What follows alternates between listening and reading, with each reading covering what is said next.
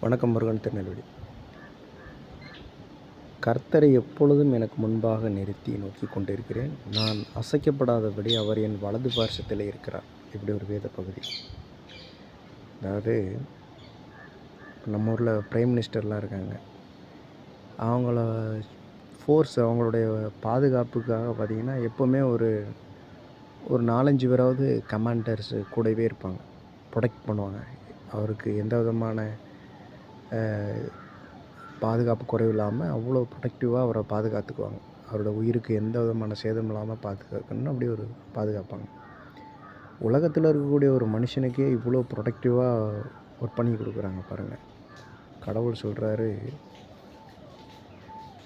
அவன் அசைக்கப்படாதபடி நான் அவன் வலது பக்கத்தில் இருக்கிறேன் அப்படின்னு சொல்கிறார். நீங்கள் அசைக்கப்படாதபடி அவர் உங்கள் வலது பார்சத்தில் இருக்கிறார். நீங்கள் பயப்பட தேவையில்லை. அவரையே எப்பொழுதும் நோக்கிடுங்க. நீங்கள் என்றென்றைக்கும் நிலைத்திருக்கிற மாதிரி அவர் பார்த்துக்குவார். Okay, God bless you.